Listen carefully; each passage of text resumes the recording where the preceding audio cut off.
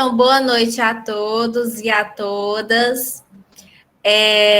Hoje nós vamos dar continuidade aos nossos eventos do Setembro Amarelo.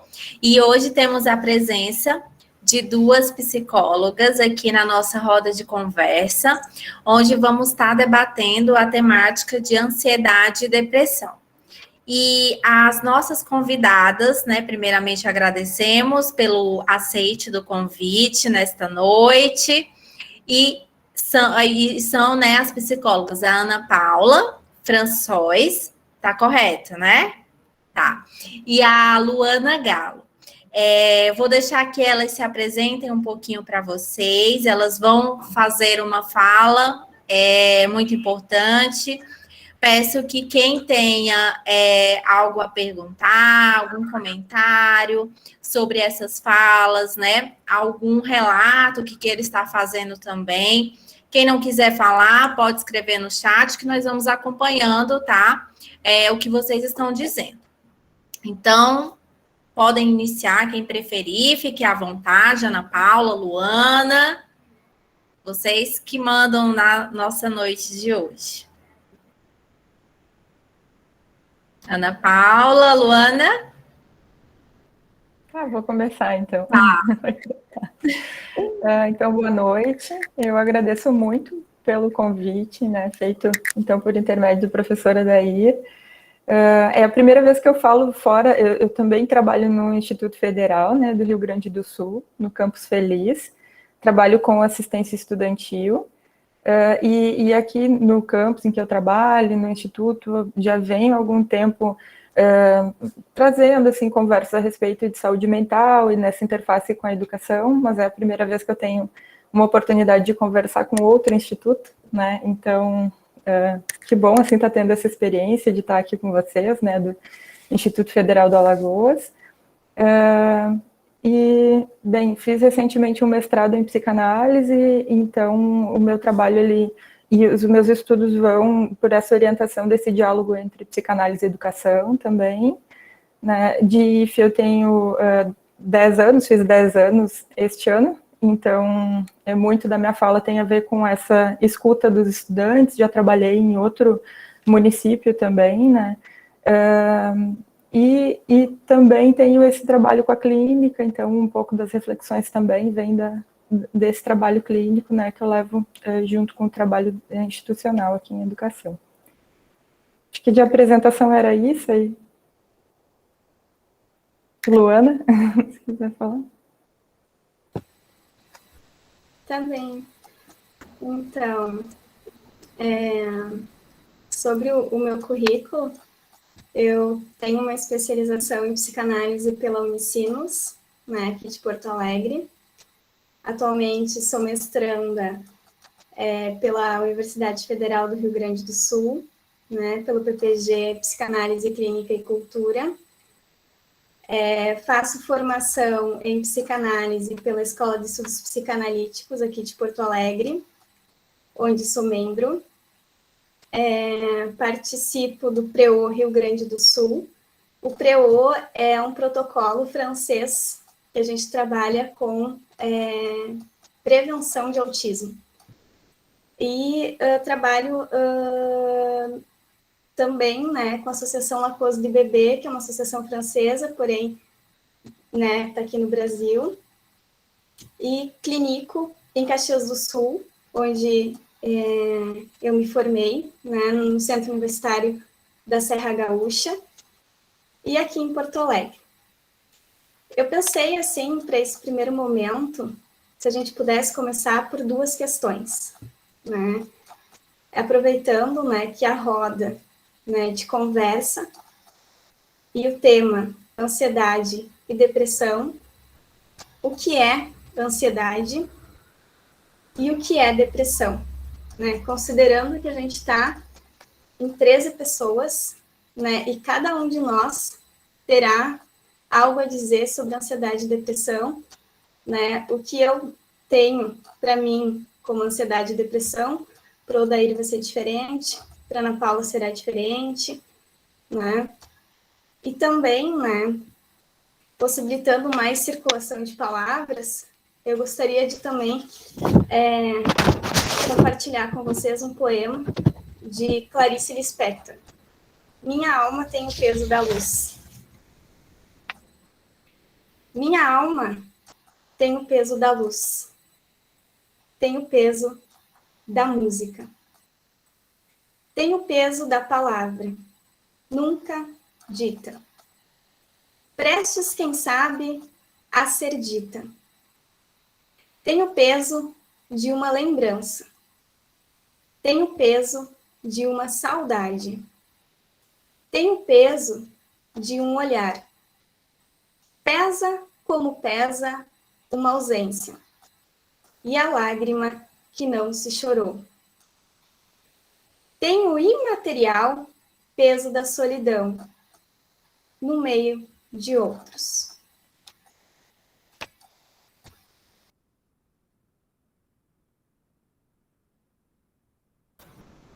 Ana Paula, se você quiser dar continuidade e introduzir sua fala, sua reflexão. Tá bem, eu não sei, Luana, tu vai fazer um intervalo, tu vai dobrar mais, eu não sei se é o momento de eu falar também. Como que fica para ti isso? A Luana fez uma pergunta, e eu acho que é uma pergunta difícil de ser respondida. Pois assim, é, não sei se... no ato. A gente pode pensar um pouquinho enquanto a Ana fala, eu acho. Pode ser, Luana? Porque em mim, pelo menos, não cabem palavras nesse momento. Leonardo, te cabe palavras? Você consegue se traduzir nesse momento? Eu não consigo me traduzir. Principalmente depois de Clarice, né? É importante pensar que talvez também não tenha resposta. Talvez a gente possa partir do pressuposto que todos nós temos algo de indizível.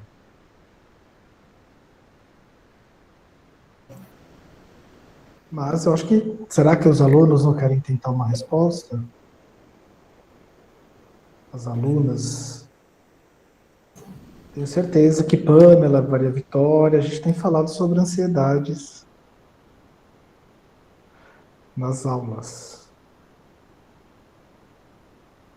Falar sobre ansiedade, acho que, para mim, é o medo do futuro ou a expectativa daquilo que a gente espera e ficamos, guardamos isso. Eu achei bem interessante esse poema, né? O peso da palavra não dita. Então, é aquilo que a gente guarda pra gente. E é isso, eu acho.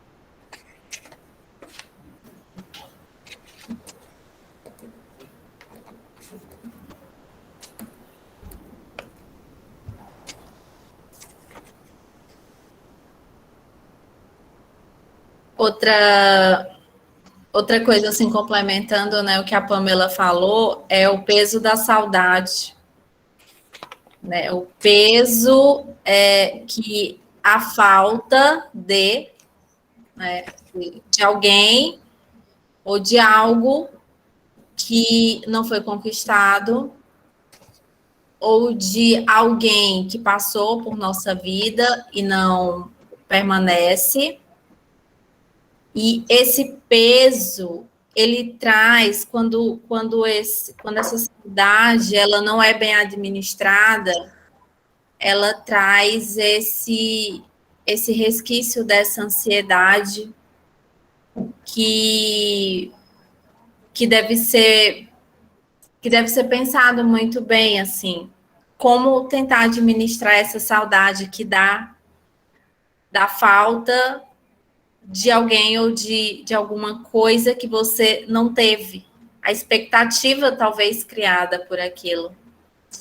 Então, acho que isso também pode, sim, como a Tawane está falando, ou de nós mesmos, sim, exatamente, aquilo que você planejou, mas que talvez não alcançou. Então, é uma expectativa por algo que ainda não aconteceu, ou não como você quis.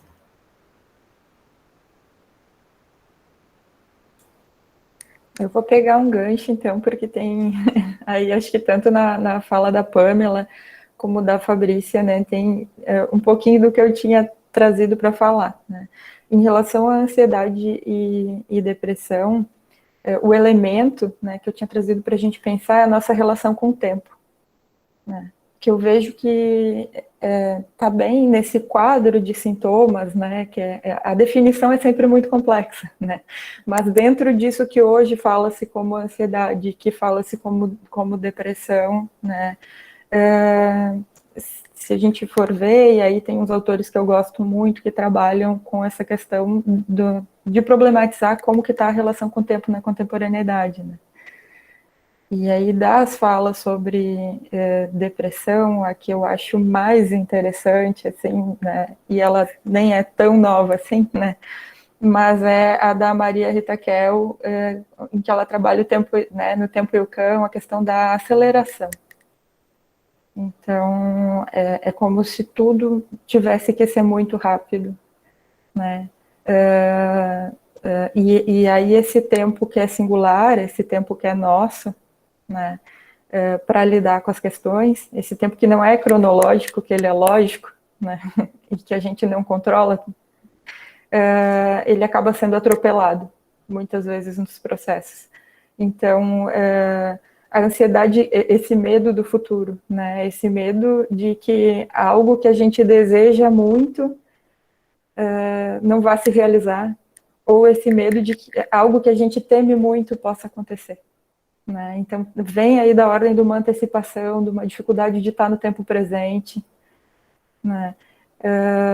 E aí outra questão também, que eu não sei como que a gente vai amarrar, porque eu estou achando muito interessante a dinâmica aqui, porque a gente traz uma fala mais ou menos estruturada e desestrutura, e que legal, né? Assim, mas uma outra questão que eu tinha trazido é essa de como a gente vem lidando com as nossas faltas, né? Os nossos vazios, com esses buracos que ficam, assim.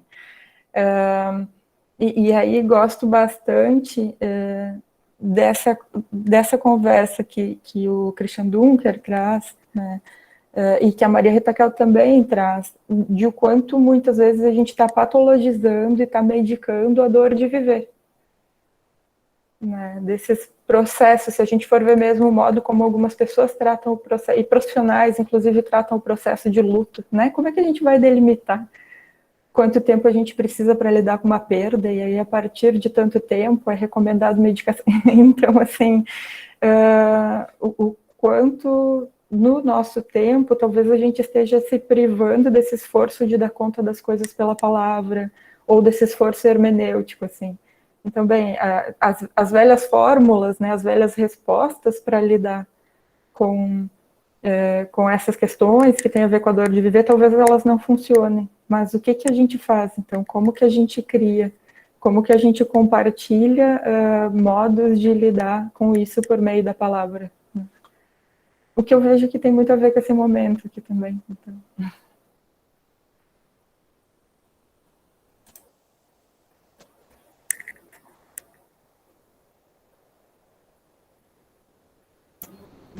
O Elvis, ele colocou um relato, né, aqui no chat, bem interessante, né? Ele fala com relação à ansiedade, que ele é bem sensível, né, em vários aspectos, seja no momento em que está prestes a realizar um sonho, seja na sua insistência que persiste em treinar a apresentação de um trabalho, por exemplo.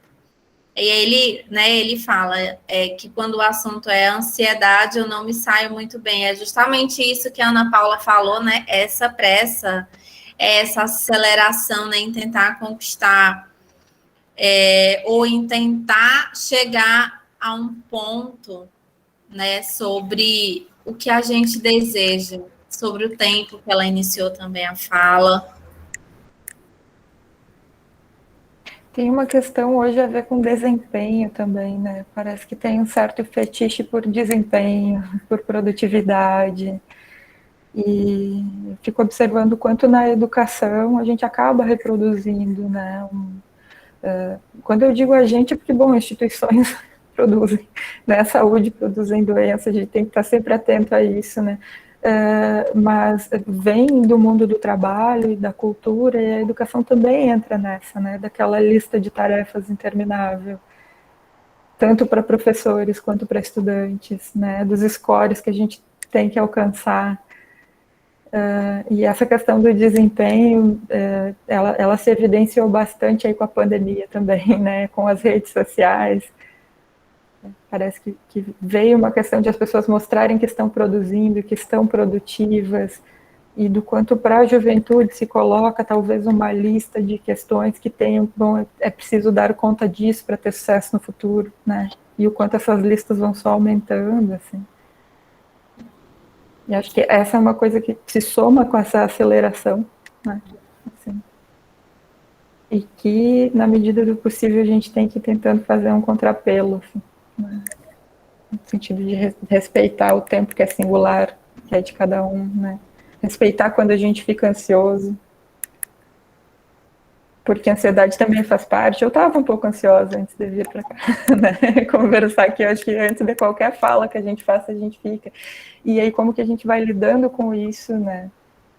Qual é a linha, então, bom, onde que é uma patologia que precisa ser cuidada e tratada, e onde que a gente está só tentando alcançar algo que nem é humano, assim, né?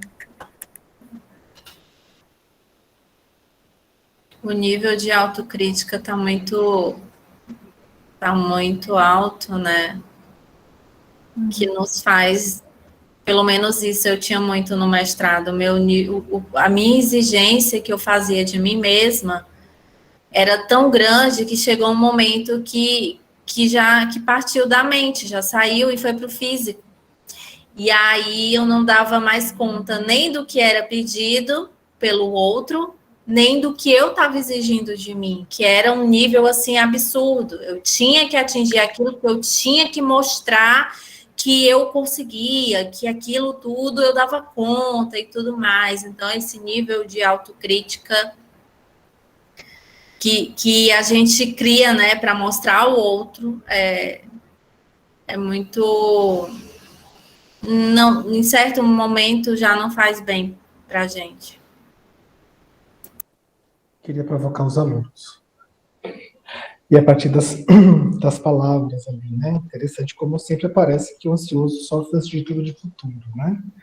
E aí a Maria Vitória colocou aqui, talvez as incertezas das experiências. Mas será que a gente não sofre de excesso de significado para o futuro e menos de que lidar com que o futuro é incerto, Maria Vitória? Talvez a gente sofreria de maneira diferente e talvez sofreria menos. Né? Será que não há um excesso de expectativa? Quer dizer, quando a gente fala expectativa e todo mundo está falando aqui da questão do sonho, né? Será que esse sonho, essas idealizações sobre o futuro, vamos falar que sonho assim, talvez não é um excesso de sentido que não nos abarque para a experiência que é incerta e que a gente vai ter que lidar com o incontrolável, né? Essa fonte de controle. E aí a Fabrícia está falando, né? E aí, será que é administrável? Será que o sofrimento é administrável? O sonho é administrável? A falta é administrável? E aí tudo isso me pergunta, quando a Ana Paula está falando, é que tipo de sujeito a escola forma? Porque a escola ela não forma apenas a partir dos seus conteúdos, né? Ela disciplina sujeitos, disciplina vocês. E aí quando a gente está, Pamela, Cleverson, todo mundo está aqui nos ouvindo, o Kaique, que está falando aqui da questão da ansiedade dos trabalhos, né? Será que é possível administrar 13 disciplinas? Eu acho fantástico, né? E aí, onde que fica o sujeito? E aí a pergunta, o que a gente está abrindo mão para cumprir sonhos? E que sonhos são esses de futuro? Pois é, professor. Será que a gente não está formando sujeitos que não pensam porque eles são executores de tarefa? Outra pergunta, será que é possível ser excelente em 13 disciplinas?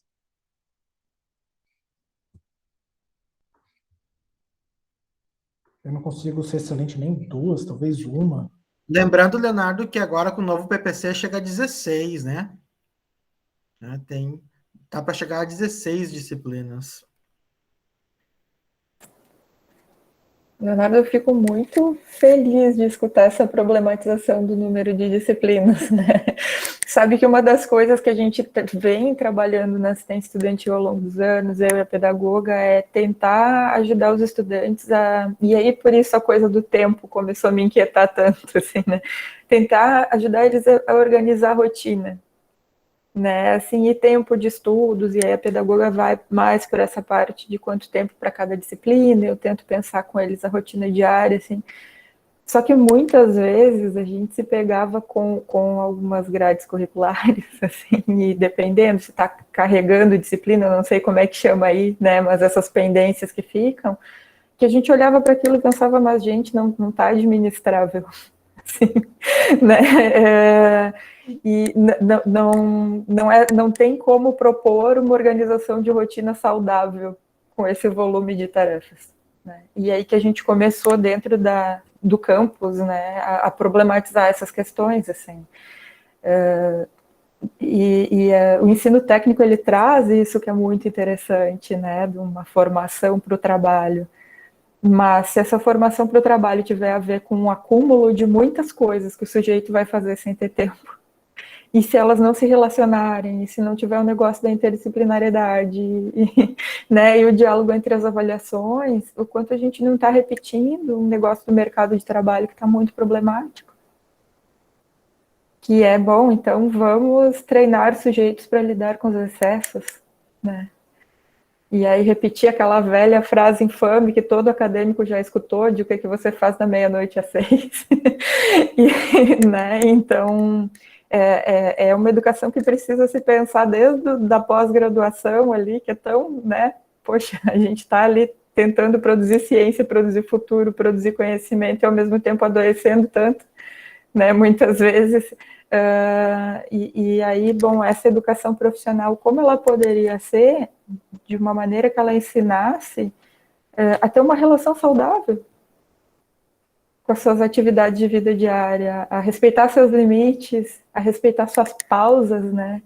Que é algo que eu venho conversando muito com os estudantes também. Assim, bom, se permitam pausas, porque às vezes parece que quando a gente pausa, a gente se culpa, né? Ah, vou tirar o fim de semana inteiro, aí fica...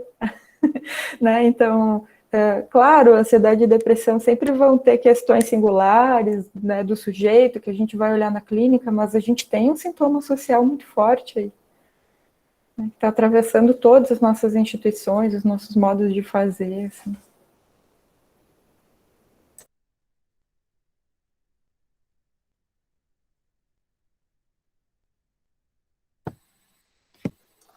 Eu gostaria de pegar um gancho, né, da Ana Paula sobre o tempo. Né?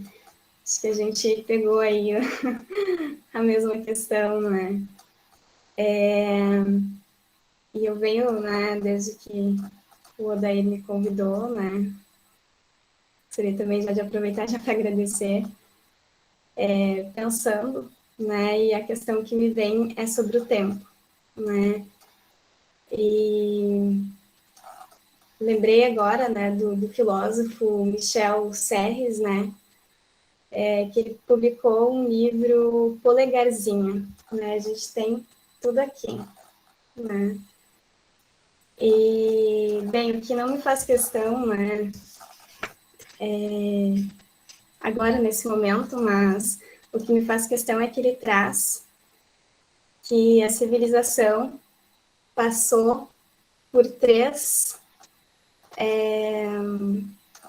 revoluções, né? A escrita, né, na antiguidade, a era da imprensa, né, na modernidade, e ali no final da Guerra Fria, né, nos anos 90, a internet e seus derivados, né? Isso eu trago para a gente pensar, né, naquilo que a Ana Paula estava falando, dessa questão né, da mudança na cultura, né, e o sofrimento, ele vai acompanhando, né, a cultura. Hobsbawm, né, um historiador, em 2005, ele publicou um livro, agora não me ocorre o nome, mas, enfim, ele fala que o tempo, né, o tempo rápido, né, que está numa dimensão aí de algumas possibilidades, mas também de muito sofrimento. E aí a gente pensa aí, né, nessa questão desde da Guerra Fria, na questão do neoliberalismo, né, que protagoniza um individualismo, né, em que os sujeitos, eles perdem um pouco esta questão de convivência, né, de laços, né, de relações,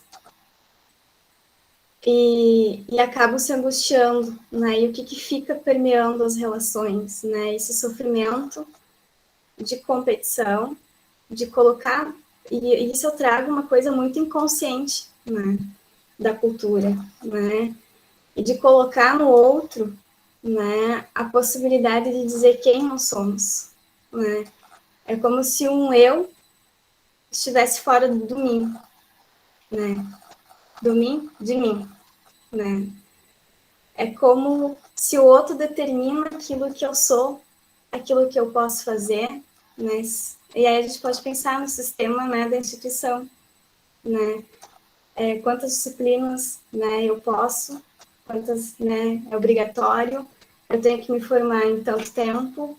Bom, mas qual é o teu tempo, né? O que a tua subjetividade diz sobre isso?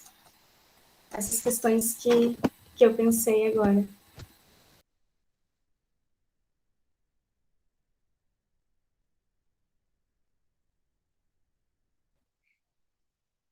Pois é. Será que se fossem duas disciplinas, seria administrável o tempo? Ou o tempo é ingovernável em nós? E aí é incrível as falas, né, que eu escuto dos alunos e das alunas. Já te passo a palavra, Aldo. Brincadeira. Porque a gente tem essa questão da competição. É uma questão incrível que eu escuto dos alunos, né? Eu até me perdi agora que eu escuto deles para falar do tempo governo. Professor, e agora? Eu não estou dando conta das atividades, porque é a questão da culpa, né? Porque eu tenho não sei quantas atividades, eu não tenho não sei o quê, e aí eu vou reprovar em língua portuguesa, porque o professor Odair, e não sei o quê. E aí meu, gente, mas se não é aceitável reprovar agora, quanto que vai ser? O mundo acabou, estamos numa pandemia, no isolamento social, né? Quer dizer, quando vai ser aceitável fracassar? Quando a gente vai poder se falar que, talvez esse fracasso está tudo bem, né? Ou talvez falar, eu defendo, eu vou escrever um livro dos 10 passos do fracasso, não é do sucesso, né? Quando que eu vou falar que eu tenho orgulho de ter fracassado, porque eu passei por uma certa experiência, a experiência me acrescentou, né? E aí a gente fala de sonhos e objetivos e possibilidades, Pamela, mas tudo isso é no nosso terreno imaginário. O futuro só vai acontecer o que a gente fizer do presente. É interessante que a gente fica preso nessas relações de possibilidades e a gente trava. E claro, o futuro nunca vai acontecer como a gente imagina, né? Mas será que o tempo é governável? A nossa falta é governável? Ou melhor, administrável? A palavra mudou, né? Talvez há 30 anos atrás falasse governável. Hoje fala em administrável. E aí, né, para não falar que porque você fala, eu tô com um monte de coisa atrasada, os prazos passaram, não vou mentir, não consegui fazer, não vai ter que ser assim, né? Talvez outra defesa que eu vou fazer assim são os 10 passos da mediocridade. A gente cobra excelência de todo mundo, mas a gente olha em volta, as pessoas são todas na média. Por que a gente não pode ser também de vez em quando? Mas uma média do bem, né? Que a gente faz aquilo com a gente é autor do que está fazendo, a gente faz com a nossa caneta, com o nosso estilo, e está na média, né? Eu estou na mediocridade e está tudo bem, gente. Só pegando um gancho da tua fala, Leonardo, é importante que a gente, né, pense esse presente que já passou e que, né, enfim, mas que a gente não esqueça né, do passado para estar presente e construir um futuro, né, isso é muito importante, porque não tem como a gente falar de futuro sem olhar o passado, né. E aí eu lembro do Walter Benjamin, que ele fala, né, dessa questão de não estar numa vivência, né? Que o presente não esteja permeado por uma vivência, mas por uma experiência.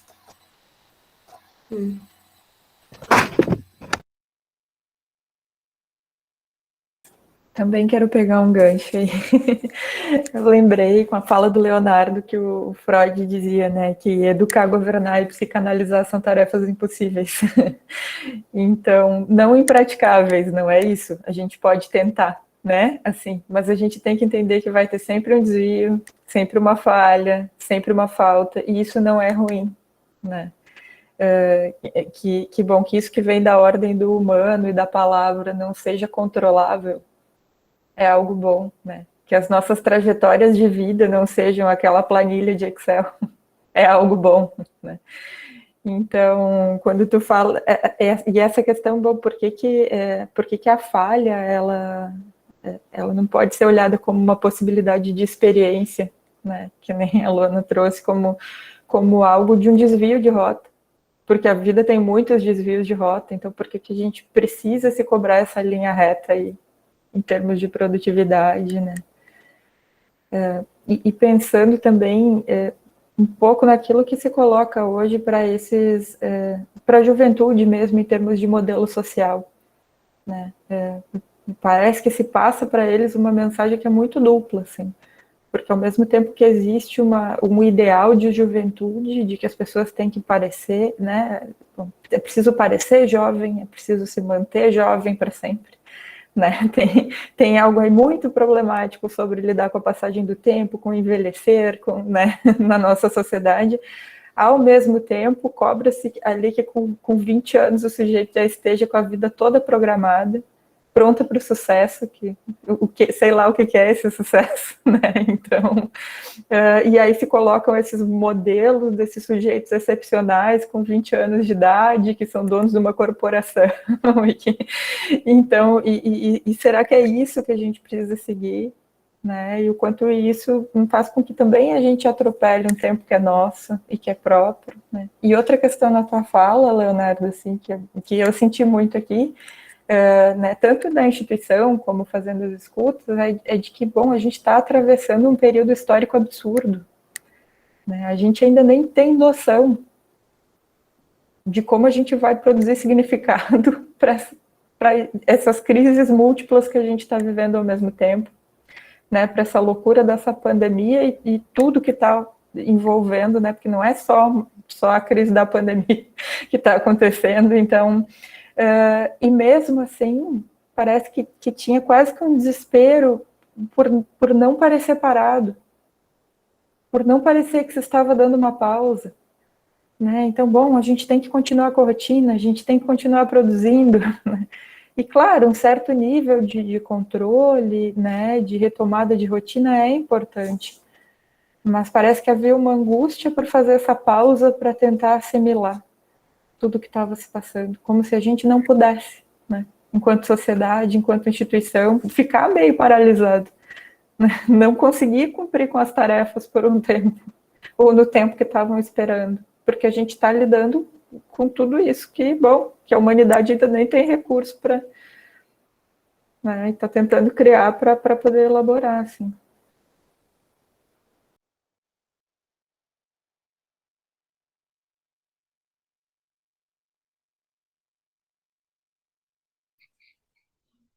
E a gente tem que pensar porque parar é da ordem do insuportável, né? As pessoas não suportam parar.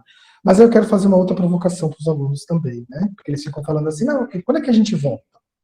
Quando é que é o retorno?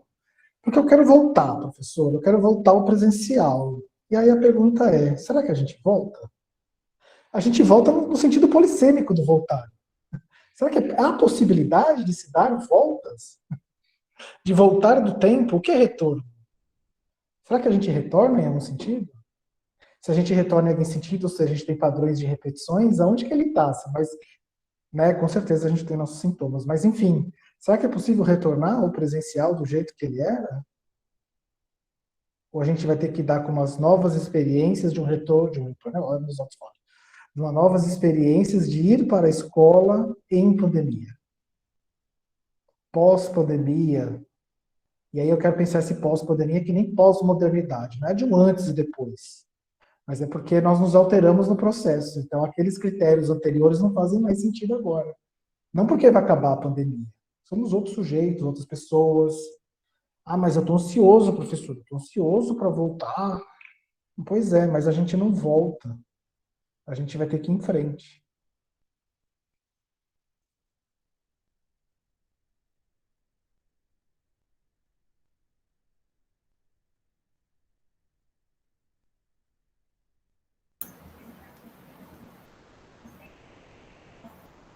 Odair, A Luana falou algo e eu fiquei muito pensativo, que é algo que eu bato nas aulas, que há um contínuo que você parou aí, né? Em que tempo eu vou terminar o curso? Mas há um contínuo, na verdade, que as instituições nos cobram, que quando a gente termina o ensino médio, a gente já tem que estar, em tese, pronto para o vestibular, e do vestibular, né, no vestibular para a universidade, no mundo universitário, para o TCC, né, para sair da universidade com um emprego, e aí, em meio a tudo isso, paralelamente, é as tias perguntando se você já está namorando ou não, quando você vai casar, e aí você casa, você tem que ter filho, e depois que você tem filho, você tem que ter os netos. Então, existe uma programação que parece que é bem maior do que aquilo que a gente... E eu acredito que todos nós aqui, todos os alunos, pensamos nisso, né? Direto ou indiretamente, e parece que a todo momento essas instituições elas querem respostas nossas, e a gente tem essa ansiedade em responder. E às vezes eu fico me perguntando quanto tempo a gente leva da vida da gente tentando responder os outros, né? Se a gente fizer um cálculo do percentual da vida da gente que a gente talvez não tenha perdido, mas que a gente tenha levado para convencer alguém, né? Do porquê deu certo ou do porquê não deu certo. A gente, no final das contas, a gente perde muito mais tempo com os outros do que com a gente mesmo, né? E aí volta pro mim ali que a Luana provocou. Enfim, era só uma... Me fez pensar outras coisas, né? Não é uma tentativa de resposta, mas é para abrir o debate, né? O que é ansiedade, né? Se não é uma barragem da demanda do outro, né? Daquilo que vem de fora. E aí, o que é importante nessa construção de subjetividade? De conseguir olhar, né? E fortalecer essa subjetividade para conseguir dizer um não, né? Eu sou dona da minha vida, né? Eu posso tomar as minhas decisões, né? Pensando, né, num paciente com um estado de ansiedade, né?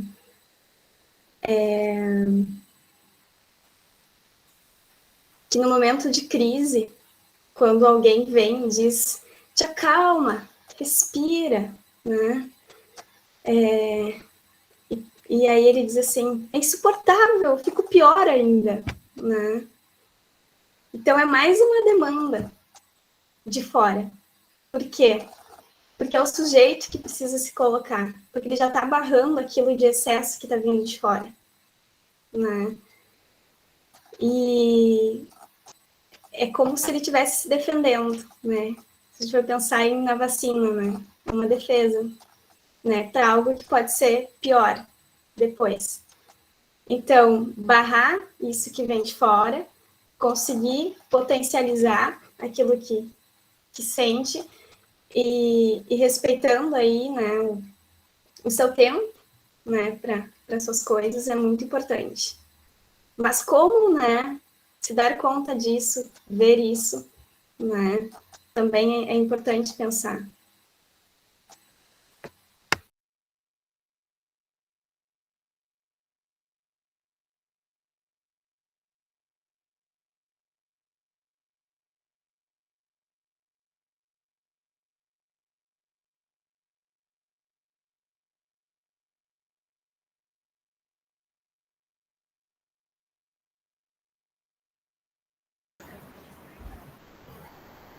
alguém mais quer provocar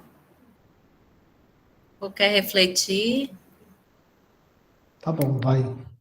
Vamos falar, vamos parar de parar. Ó, vamos falar, não consigo nem falar, nem sair.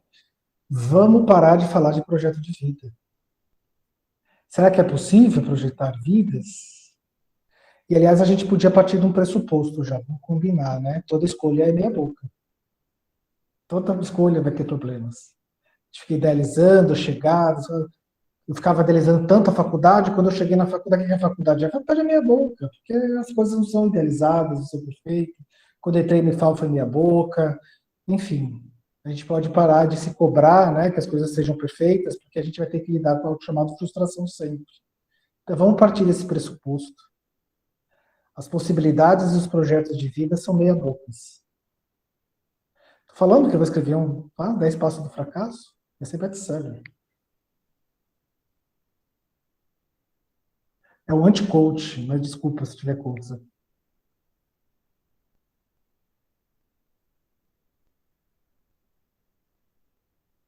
Não, mas vocês acham que é brincadeira, eu levo isso como mantra, né? Ou daí fala assim, às vezes, precisa fazer tal negócio, está atrasado. Eu falei, calma, calma, eu vou fazer em algum momento e vai sair meia boca.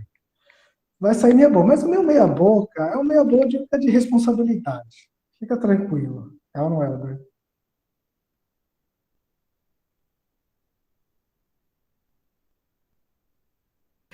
Aí, só para dar um relato de frustração, ansiedade, enfim, né?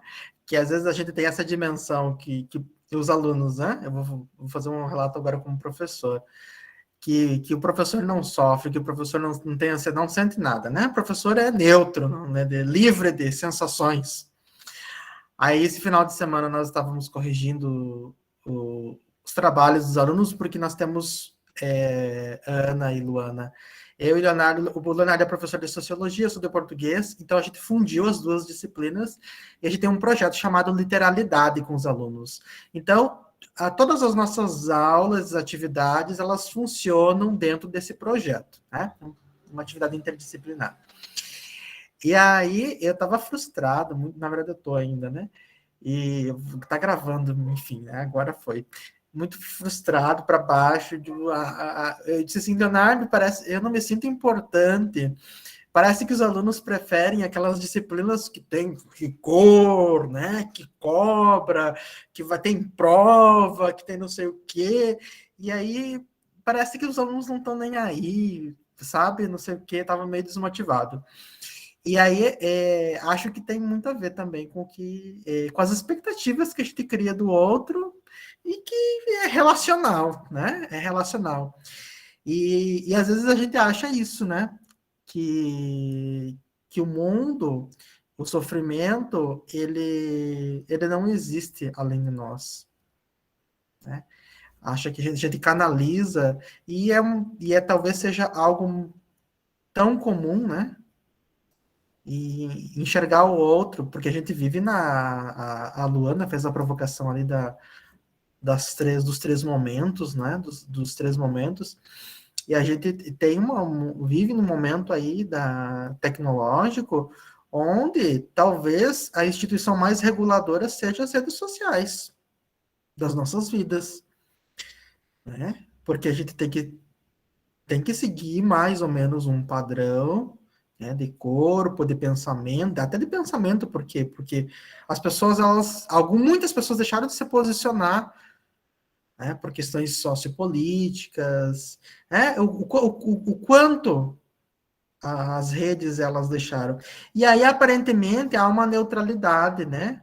Há um estereótipo que a gente tenta seguir, sem pensar que aquele mundo, aquele caos que a gente carrega, é mais comum do que a gente imagina.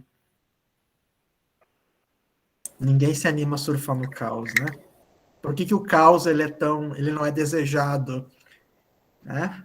Mas não sei se a gente está tendo outra opção, além de surfar no caos, nesse momento, né? E daí, nesse sentido, talvez possa ser um momento de aprendizado, né? Acho que a gente vem de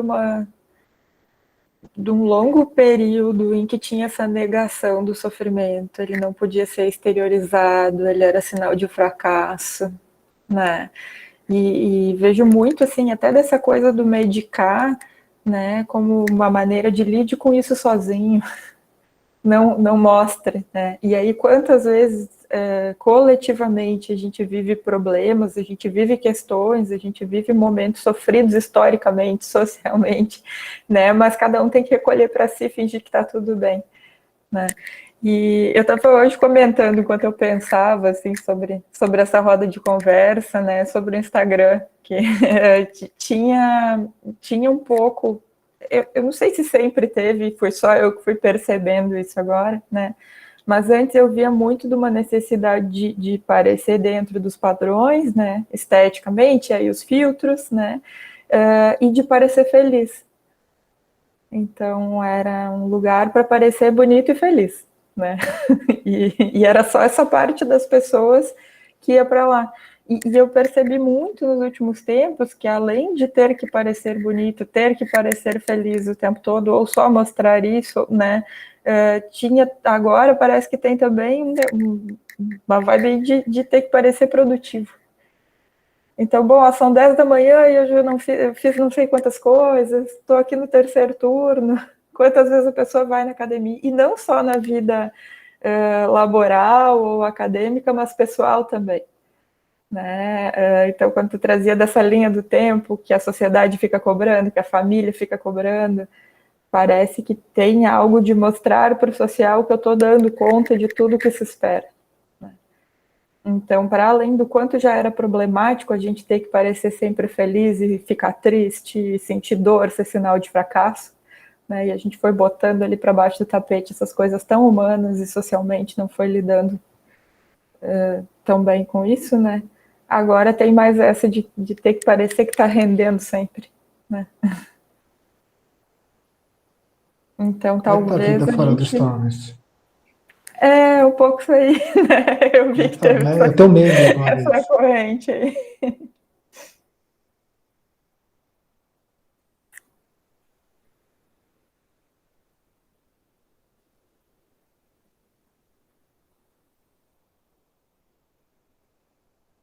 Eu vou falar então. Eu sou desses, né? Eu aproveito para falar porque eu me escuto. Fica a dica, viu, molecada? Falem para se escutarem, né? A gente não fala para os outros ouvirem, porque senão os outros não querem saber o que a gente ouve, né? E aliás, como o Daír falou, né? A gente vai corrigir os trabalhos, a gente sente essa frustração, mas aí tem sempre a pergunta, né? Por que eu tenho que ser centro do mundo? Qual o problema do aluno não escolher a minha disciplina e escolher a outra, né? Que a gente tenta resolver ali. Mas, enfim, uma das coisas que me impressionou nesses trabalhos, né, só para contextualizar a Luana, a Ana e a Fabrícia, e os outros que não são, porque tem alunos nossos aqui dessa disciplina, a gente pediu um trabalho sobre cultura e identidade, que também poderia ser uma escrita de quem sou eu, quem somos nós, né? E eu acho que uma coisa que eu fiquei mais impressionada nos trabalhos é o nível de autoritarismo para falar de si mesmo. Né? Então, a gente via dimensões do conflito no texto. Então, por exemplo, né, o cara fala, uma carta. Então, era uma carta que era endereçada para o eu do futuro, ao eu do passado. Né, e assim, uma fala assim que eu ficava até, desculpa, né, eu até performatizava as cartas, né, porque me parecia que a carta estava alguém apontando um dedo assim na cara de alguém, esse nível, né, e aí o Odair, enfim, a gente também se diverte corrigindo os trabalhos, viu? Tá gravando, não conta isso para ninguém. E aí performatizávamos, porque assim, parecia que estava gritando com uma pessoa, apontando o dedo na luz, porque você não foi capaz de ver, mas fala assim, né? Como é que era o nunca que foi usado na frase que te chamou a atenção? Daí? Você lembra da frase? Nunca. Assim, e aí todo o trabalho passava, alguns trabalhos passavam, e falava assim: olha o nível de autocobrança. Olha o nível de autocobrança. Outra característica, né, já que a gente falar um é falar de ansiedade e outro falar de depressão, né, como uma narrativa burocrática, né, uma abstenção de se desejar.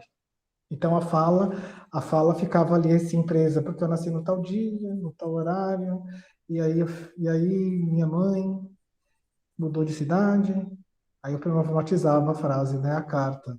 Quer dizer, os polos estão todos ali nos textos quando a gente vai falar de nós, né? A questão do futuro e da ansiedade, da autocobrança, e ao mesmo tempo, né, uma burocracia, e por que não falar, uma chatice para falar da própria vida, né? Como se estivesse se abstendo de falar.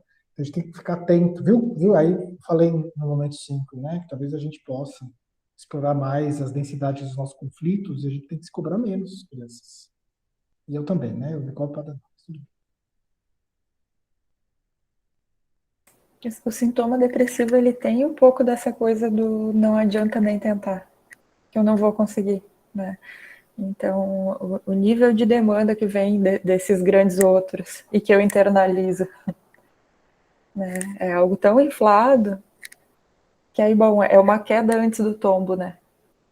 Então, eu nem vou. Mas talvez então tenha um elemento crítico. Se abster a não participar do jogo, talvez tenha um elemento de crítica do jogo. Mas Aí, a Maria talvez os Rita Kel dois, coloca isso, né? Que os dois tem um polos, elemento né? de resistência no depressivo. Os dois polos, Interessante. né? O ansioso, ele está muito aderente à regra e o depressivo está tentando se abster dela. Mas todos eles estão permeados pela demanda, né? Ai, desculpa, eu praticamente te interrompi aqui, mas me empolguei.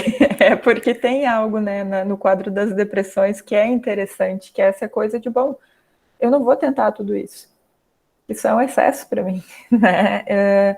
A questão é como sair dessa paralisia, né? Então, já que eu não vou dar conta dessa demanda toda, o que é possível?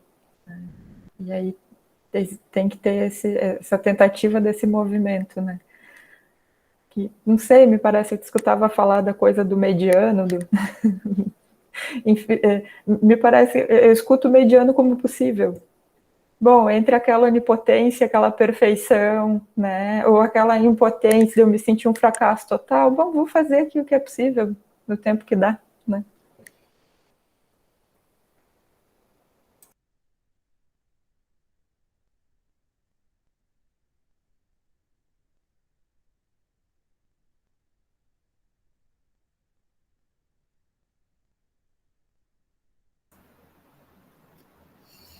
E aí estava pensando sobre o que a Ana Paula falou. E quando se é um ansioso e um depressivo, como que administra ou não se administra essa paralisia e essa ânsia por querer chegar em algo ou essa aceleração? Como que é tratado isso? Como que é discutido isso na área de vocês? Se a gente está falando de quadro clínico, né, bom, aí depois Luana me ajuda com essa questão, tá? Mas acho que se a gente está falando de um quadro clínico, a saída, ela é singular, né?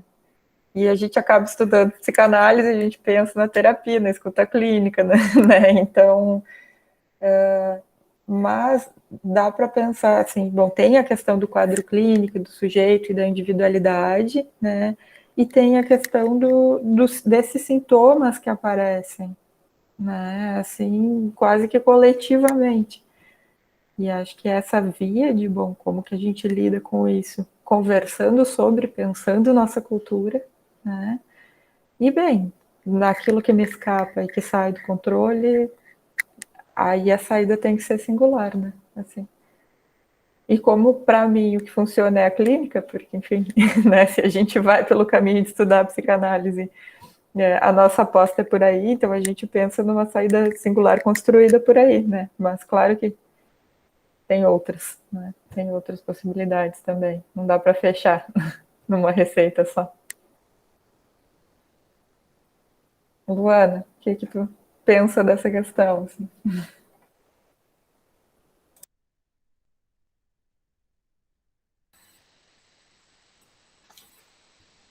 Eu queria perguntar para Fabrício o que tu pensou a partir assim da tua questão.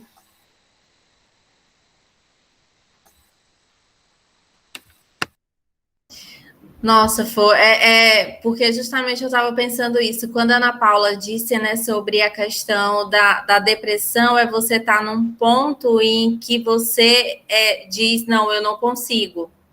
Mas é uma fase, são altos e baixos, assim, quem tem uma depressão.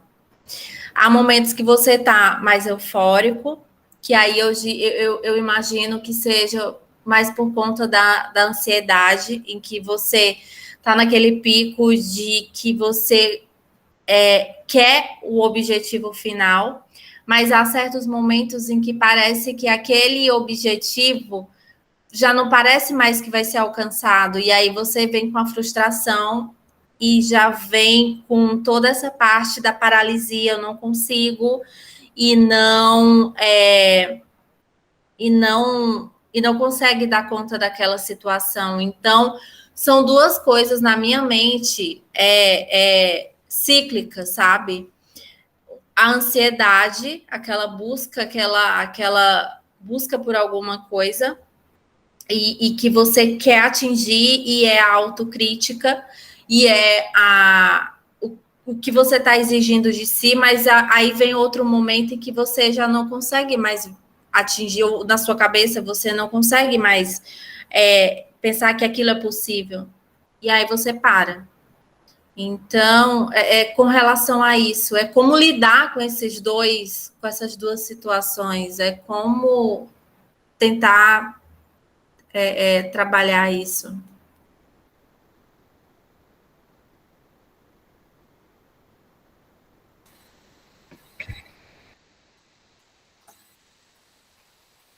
Me ocorreu pensar, né, a partir da tua fala, a questão do desejo, né? Porque é muito difícil, né? E é quase... para uma ordem de fantasia, né? O que eu quero, né? Bom, eu quero concluir a minha graduação, né? Bem, então é isso que eu estou desejando, né? Fantasio que, né, em tal dia, né, em tal ano vou me formar, né? Mas algo para o sujeito, né? Então, acho que vai aí pelo aquilo que a Ana Paula disse, né? O que está acontecendo, né? Que ele não consegue, né, alcançar o seu desejo, a sua vontade, né? Então, isso é para outras questões da nossa vida também, né? E aí, o momento da gente parar, buscar, né, um auxílio, né? Ou refletir sobre, né? O que está acontecendo. Porque a ansiedade, ela também vem, né? De uma forma de a gente se boicotar, né? De algo que está se repetindo, né? Repete, a gente não entende o que, mas a gente está tentando elaborar algo. E como que a gente vai elaborar, né? Como está ali, né? Nosso psiquismo, aquilo inquietando, né? A gente vai somatizar, né? E enquanto a gente não conseguir falar sobre, a gente vai paralisar. É isso que me ocorre pensar, assim, através da tua questão.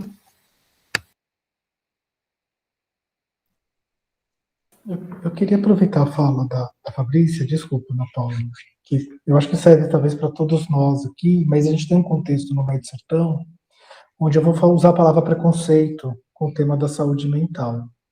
E a gente precisa, né, normalizar o pedido, né, de ajuda. E que pedir ajuda e precisar de auxílio não é frescura, não é falta de fé, não é falta de força. Aliás, talvez as nossas maiores forças vêm das nossas vulnerabilidades e que talvez a gente tenha que entender, né, que quando a gente entra nesse curto-circuito entre a demanda e o desejo, entre o processo ansioso e a depressão, e que talvez esse curto-circuito a gente não consiga sair, a gente precisa falar sobre. E falar sobre com alguém. Né? Esse negócio que eu vou ficar trancado no quarto escuro, pensando, a gente não sai dos nossos curtos-circuitos, de tentar saber aquilo que de mim, que parte da demanda do outro, aquilo de mim que é uma idealização de mim. E tá eu lá perdido, né? Nesse curto-circuito. Aí a gente fica nas nossas causas que a gente chama de imaginário, né? Ficar dialogando conosco mesmo, não, porque minha mãe não falou tal coisa, então eu vou responder assim, e a gente não consegue sair dessas espirais. Então, assim, tem momento que tá tudo bem a gente pedir ajuda, viu? E que talvez seja necessário. E a gente tem que normalizar isso e tratar a saúde mental com o mesmo consenso que a gente trabalha a saúde física, que a gente precisa de um tempo semanal, de uma parada, e aí sim, a gente pode ter várias estratégias, pode ser esporte, tem gente que faz travessias de bicicleta e pensa sobre si mesmo, tem pessoas que têm contato com a natureza, enfim, mas talvez a maneira mais abrangente é sim as terapias, né? E aí a gente tem que normalizar isso, trabalhar com consenso, e todos nós precisamos de momentos de paradas. Aí. Também né, além dessa busca de fala, né, de espaço também de tratamento, né, que é importante, né, pensar os nossos laços, né, os laços são muito importantes, e com essas questões e muitas demandas, né, do social, a gente tem se distanciado um pouco, né, e o sujeito, né, já desde quando nasce, ele precisa de um outro, né, e assim a gente segue. Então é muito importante fortalecer os laços sociais, mais nesse contexto.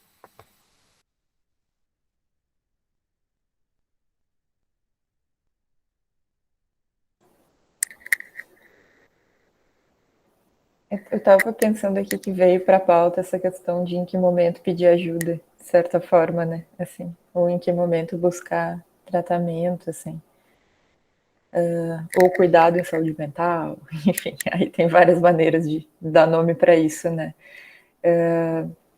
E bem, primeiro que acho que é um pouco dessa ideia, a gente pode buscar a qualquer momento, para que as coisas sejam menos sofridas, para que a gente faça essa travessia de tentar se conhecer e lidar com as próprias dores de uma maneira menos solitária, né? Enfim, e por vários outros motivos, né? Para construir recursos para lidar com aquilo, né, que nos acomete e com esses ciclos em que a gente acaba caindo de novo, sem querer. Né? Então, acho que tem um pouco disso. Mas um critério, assim, que eu acho importante para a gente pensar, assim, nesse sentido de quando buscar cuidado em saúde mental também, é quando ao longo do tempo, né, os sintomas vão ficando mais intensos e mais frequentes. Quer dizer, o tempo está passando. E eu estou me sentindo mais. E aí complete a frase, né? Enfim, com várias coisas aí que podem estar me incomodando. Então, enfim, mais triste, mais sozinho, mais, né? E aí os sintomas. Então, o tempo está passando e esse meu sintoma ele está aumentando em intensidade. Então, bom, eu tenho crises que ficam cada vez piores ou cada vez mais frequentes. Né? Quando isso aumenta, cabe uma busca de ajuda, né? E também esse estigma em relação a buscar cuidado em saúde mental, ele não é só, né, não acontece só aí, né? Eu penso que ele ainda está posto em todos os lugares, né? A gente ainda vem de uma cultura, infelizmente, por mais que a gente tenha décadas aí de luta antimanicomial, né?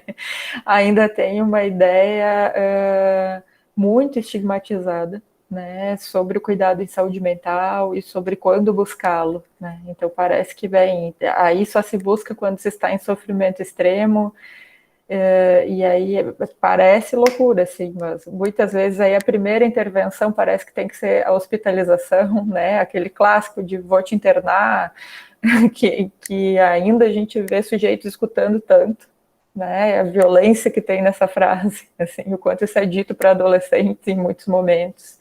Né? Não sei se vocês escutam histórias assim, presenciam, mas, enfim. Então, tem muito de como que a gente lida, assim, com esses afetos, com essas questões que nos acometem, né? E de a gente poder normalizar essa busca por cuidado, busca por ajuda. Seja bom, então é isso, eu vou tirar 1 hora por semana que é para eu tentar ficar melhor, né?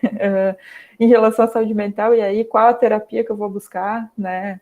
Se vai ser uma psicoterapia, ou enfim, a gente tem outros recursos, né? Aí é algo para ir vendo, né? Mas sim, quando os sintomas vão ficando cada vez mais graves, aí a gente pensa na terapia como algo importante assim, né, a ser buscado.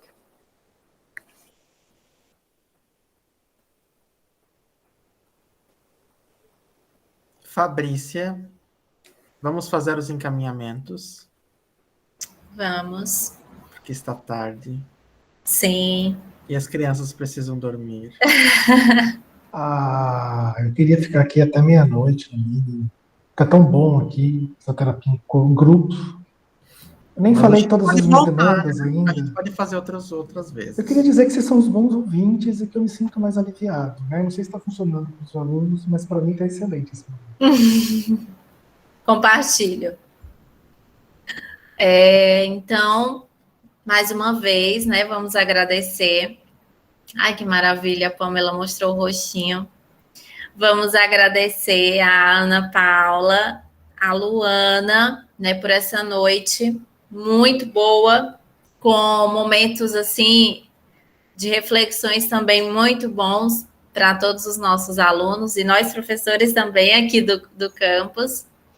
E mais uma vez, sintam-se à vontade quando quiserem nos visitar, mesmo que virtualmente, né, estejam convidadas. Então, agradecemos a todos por este momento, tá? E aos alunos, obrigada por terem estado presente até agora. Pode falar, Luana. Se vocês me permitem, eu gostaria de compartilhar com vocês um conto, é rapidinho. Claro. Tá? É de um projeto da cidade de Arroio do Sal, coletânea de textos de jovem de 12 a 16 anos.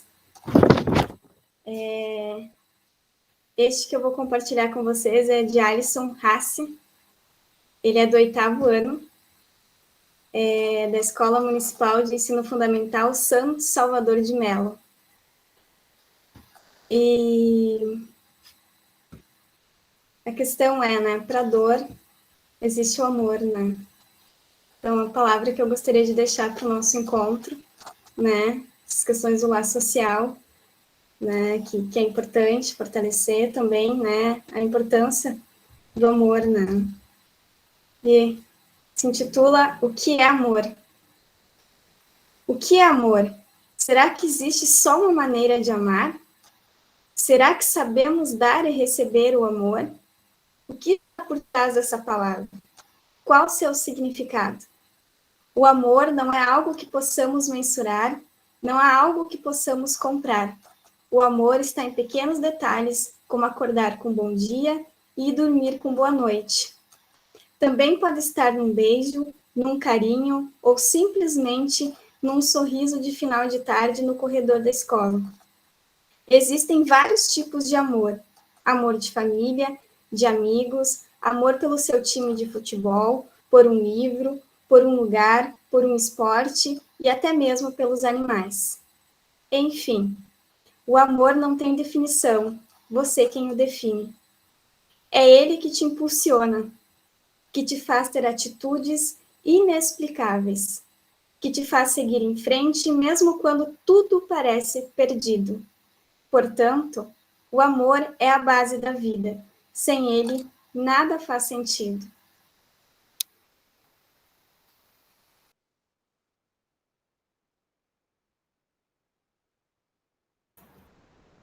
E é Obrigada. justamente isso, não é? É um combustível para a gente continuar. É amar e receber, ser amado, né? Receber o amor. É esse sentimento que nos move. E é isso, é inexplicável, é muito lindo. Gostei.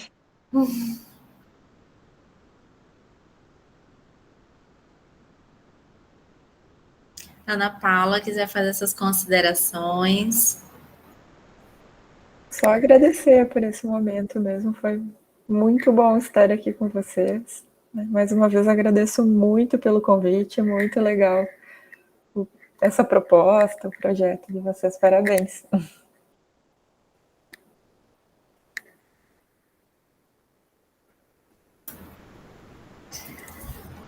Então, obrigada Agradeço novamente a Ana Paula e a Luana e a todos vocês que estiveram presentes hoje na nossa noite em mais essa roda de conversas.